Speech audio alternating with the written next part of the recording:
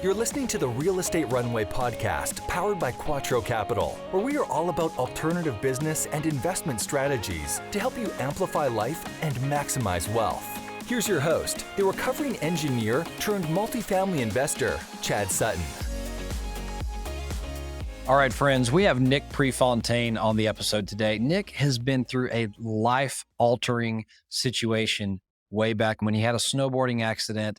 And spoiler alert, he was told he'd never walk again. And what did he do? He ran out of the hospital and then dedicated his life to helping others through helping them get into rent-to-own properties where he also profits as an investor. We're going to go unpack all that. But before we do, if you get any value out of this show, folks, please leave us that 5-star review and thoughtful comment. That's how we get to more listeners just like you. So help a brother out, help other people out.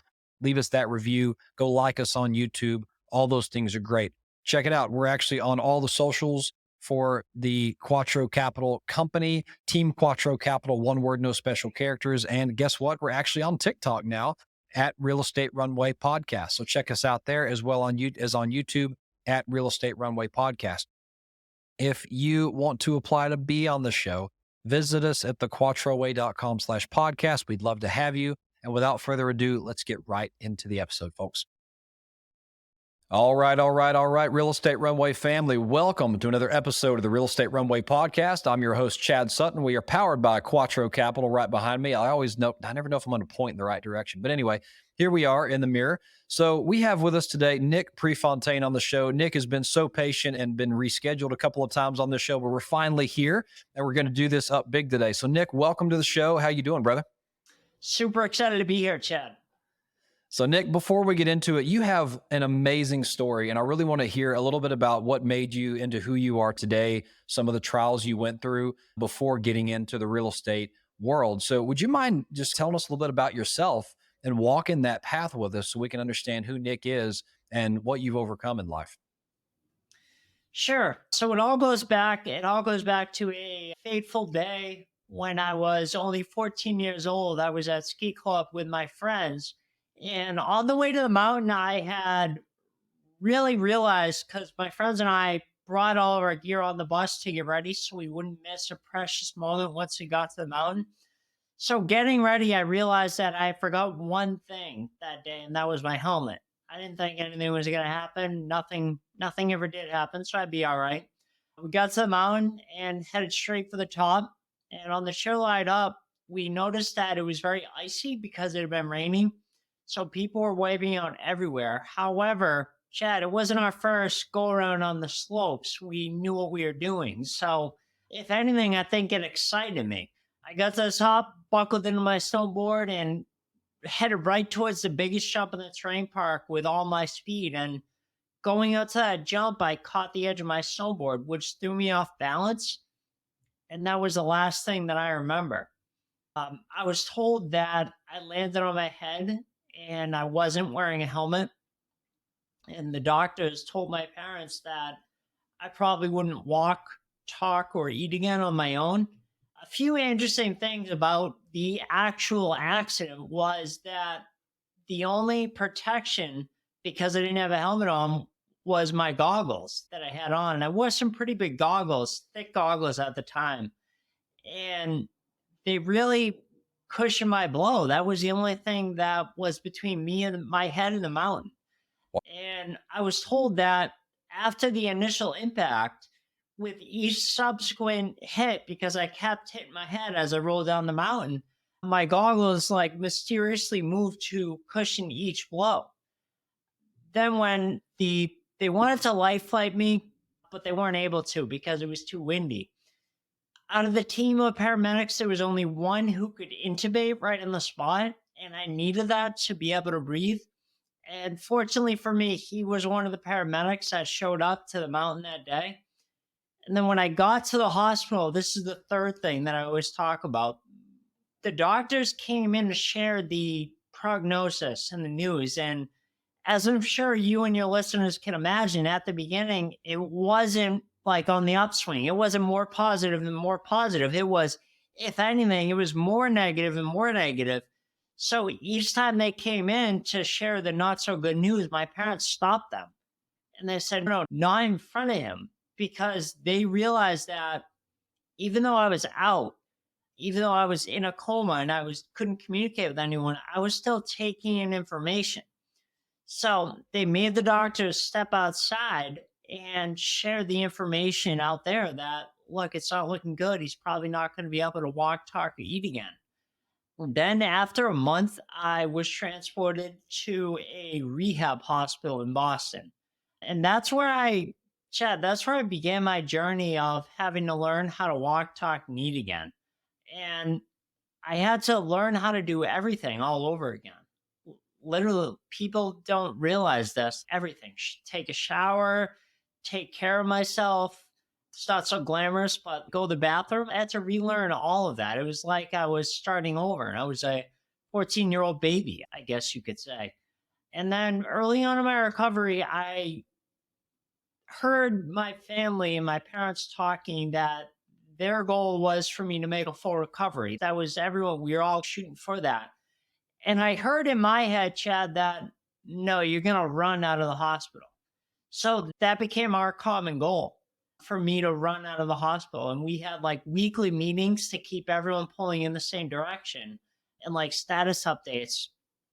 And then fast forward, after I ran out of the hospital, it wasn't like my work was done. I had to continue to go to outpatient therapy for another 6 months, along with being tutored all summer long, 5 days a week, in order to continue on to high school with the rest of my classmates. And looking back on it, it's a little surreal that only 18 months later, I was knocking on the doors of some distressed sellers that hadn't paid their mortgage in months, sometimes years. And that was my introduction to real estate. That was when I was 16, after I got my license. I couldn't drive. I couldn't drive with anyone, as you remember from first getting a license, but I could go and visit distressed sellers and knock on their door, and I left them a lead behind. But it was recently reflected to me from a mentor of mine that, wow, that was part of your recovery. And I never looked at it like that, because maybe you can relate to this, but when you're younger, time is compressed. Like 2 years or 18 months when you're a teenager feels like a lifetime. Now that I'm 34 years old, 2 years is a blink, but it seems like a lifetime when you're a teenager. So it just never occurred to me, but that was like part of my recovery, going door to door and helping people out of their unfortunate situation. And I'll take a breath there, because if you have any questions or anything. So much that we just unpacked there. And man, I have to say, and I think everyone's listening to this, wow, he just glossed over the fact that the doctors were saying may not walk again, may not eat again, may not be able to fend for himself again. And you didn't just walk out of the hospital. You didn't go out in a wheelchair. You ran out of the hospital. That is a monumental achievement just in and of itself. And so I think two questions I have for you is, one, how did you feel in that moment? And then two, how in the world did that, because we skipped a jump there, how did that turn into, I'm going to go knock on doors and help people who are behind on their mortgage? Let's connect that for a second. Yeah, I was trying to save some time, because I tend to be a little long-winded. Like that, you deserve to be long-winded, friend. So let's get into it. Yeah, thank you. Like I said, after running out of the hospital, it's not like, all right, you're done, you can celebrate. I had to continue to go to outpatient therapy. But even beyond that, even past those 6 months, after the therapist cleared me, I went to a local physical therapist and got additional exercises that I could do to strengthen my shoulder and just continue to work on myself. Yeah, it was really definitely an unbelievable time. That's for sure. And then how I get into real estate, or why I got interested in that, I grew up in a family real estate business. So that's all I ever knew. When I was younger, when I was a wee little guy, I guess you could say, my dad was a builder, then he was a realtor, then he was an investor, and then some combination all throughout my life. So that's all I ever knew. I was on jobs with him at weekends, even before my accident, working on helping him with clean outs and cleaning up job sites and everything. Like, it's all I've ever known. So then around after running out of the hospital and after that work with building my strength back up in that outpatient therapy, I started to get interested in just some books that were on his shelf. And one of those books was Cash Flow Quadrant. Oh, wow. The Now, classic. That's a good one. yeah. No, and I think nowadays people, you always hear, oh, Rich Dad Poor Dad. It got me started. What is his more popular book? I'm sorry. I think it is just Rich Dad Poor Rich Dad. Dad Poor That's Dad. the main Yeah, one, yeah. Okay, that's the one that everyone always clings to, but that never caught my attention. What caught my attention was the Cash Flow Quadrant. And I know it's a little bit longer, but once I got into it, I couldn't put it down. And then after I put that aside, I approached my dad and said, how do I get started? Like, I want to help in the real estate bit, in your business, because he was an investor at the time. And around that time, they were playing with the idea of having a bird dog go and knock on doors. And I was like, this is my perfect introduction because I'm like just getting my license at the very beginning. So I was 16 and a half. And as soon as I got it, I got my list, houses that I had to hit. And I had my leave behind that I was leaving there. And I hit the road. And I had to go to school during the week, unfortunately, but because I knew I always wanted to work. I didn't want to pursue school beyond high school. So no one ever coached me or trained me on this, but I went to the website where you're supposed to look up these notice of default doors, the homeowners that have received that. And it didn't make sense to me to travel around these beautiful, nice areas where you could only hit maybe 5 or 10 in a whole day because they were so far apart. What made sense to me in my 16-year-old mind was I'm going to go to the area where I can hit the most amount of these doors in a day. So I went to cities, I'm trying to be nice here, but not so nice areas of cities, and where they were literally like right next door to each other so I could hit the most amount of doors in a day. And I think once I scaled up and got my script and got my feet under me, I hit anywhere from 50 to 70 doors in a day. I would usually do this on a weekend or a holiday because, like I said, I had to go to school during the week. But that's that gap that I left out. This episode is brought to you by Agora's Investment Management Solution. Are you a GP or syndicator still using spreadsheets or an outdated investment management platform?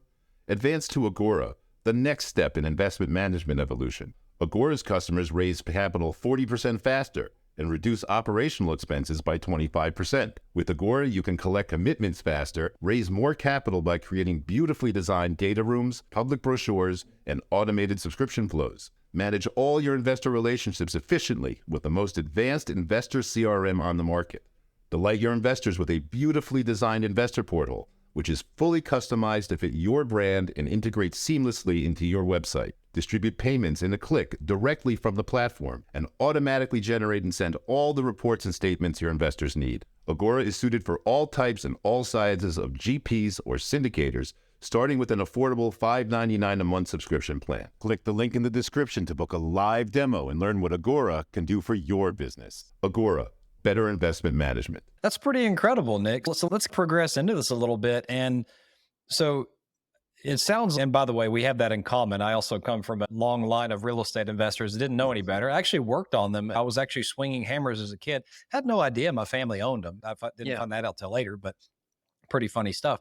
So now let's get into that. And this is clearly an expertise that you've developed. And so is that still what you're doing today from an investment perspective? And let's go into that a little bit. No, and that's actually, all right. So that's perfect. The way that you phrase it, how I can like segue to what we're doing today. So my dad, this was all prior to 2008, the 2008 crash, or the 2008 debacle, as my dad likes to call it. Prior to that, he was buying and selling all of his homes using his personal credit. So I think we recently talked about it, and he said he actually only had 23 units at the time, but they were all signed personally. So literally I got my real estate license in, drumroll please, March of 2008. Good timing. Yeah, great timing. Great timing.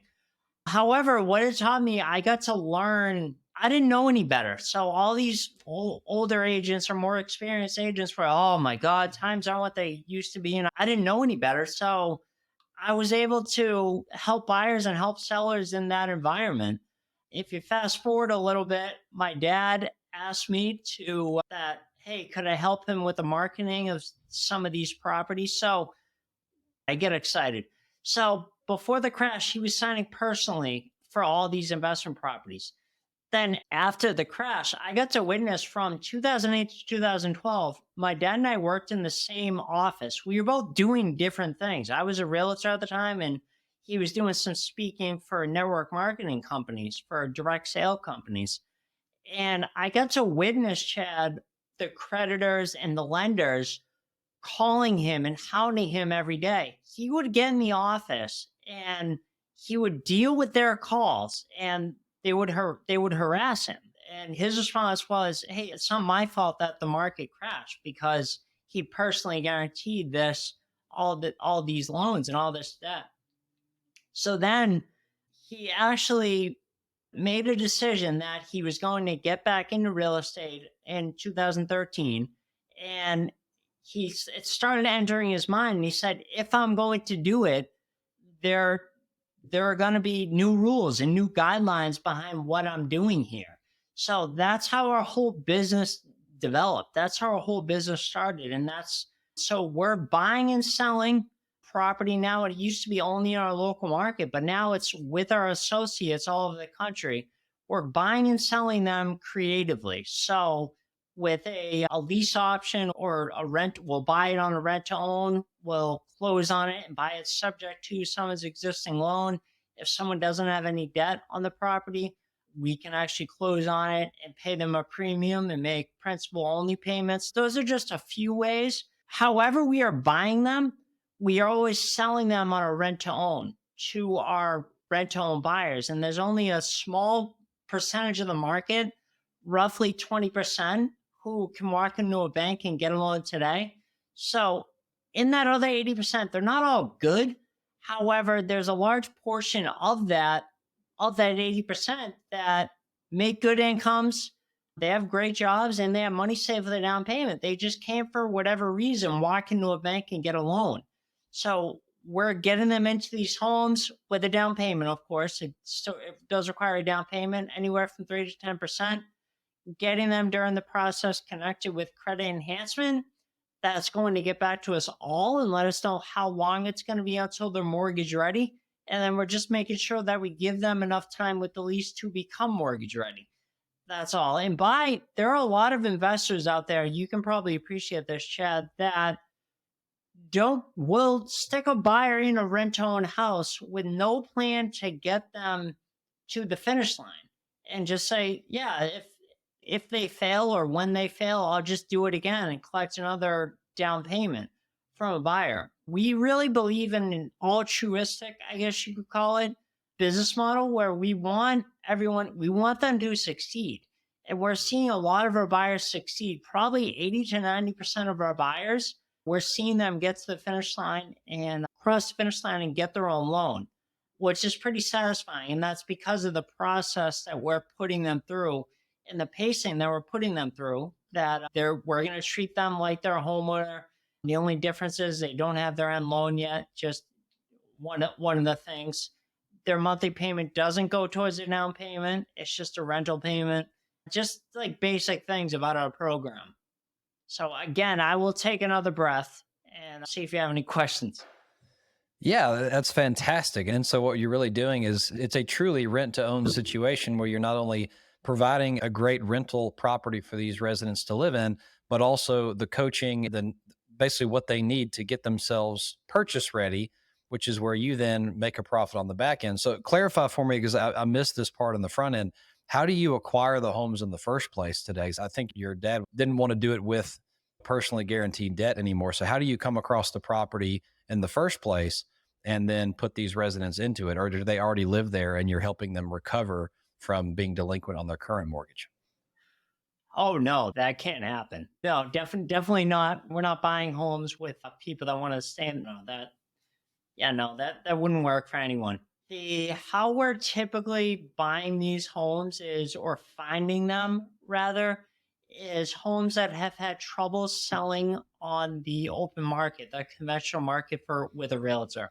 So aged listings, if you will, on the MLS type things. Yeah, expires, withdrawals, that kind of thing. Just for example's sake, there are a number of creative reasons like a death of a family member, divorce, job relocation that we acquire properties.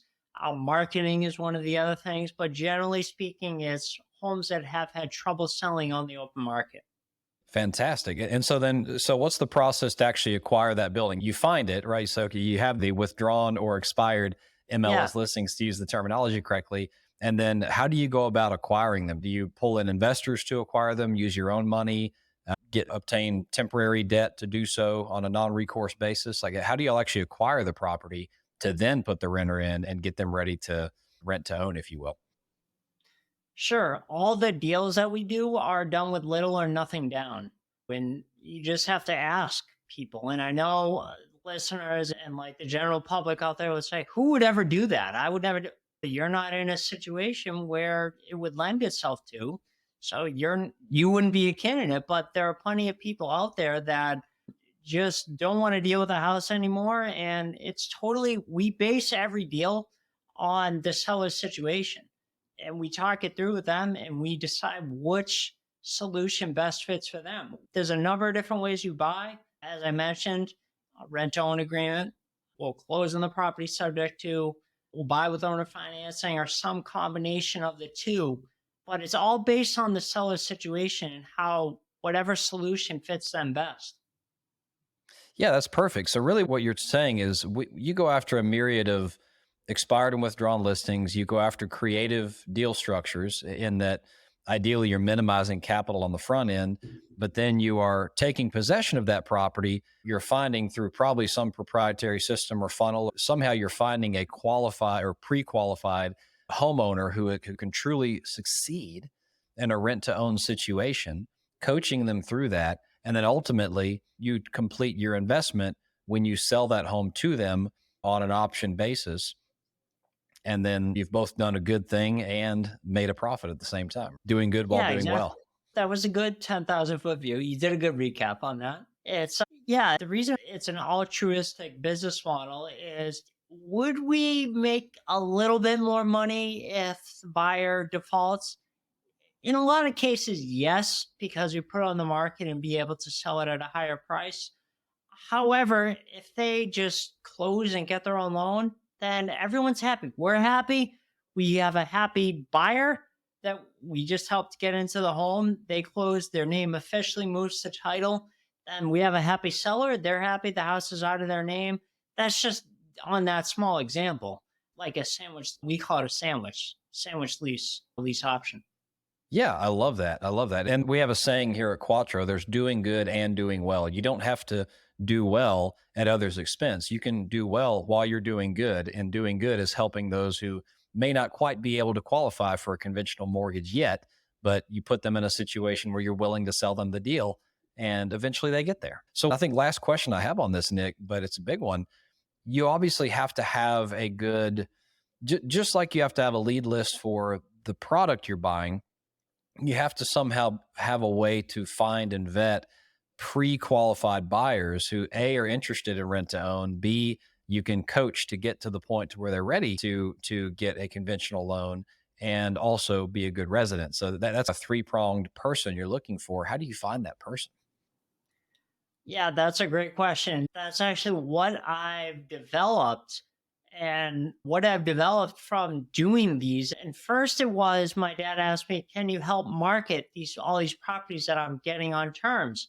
And I was like reluctant at first, but I finally agreed to it, that I would help him alongside being a realtor. And then I let my real estate license go in January 2016. It just didn't even make sense for me to keep it anymore because I was doing so well with him as an investor.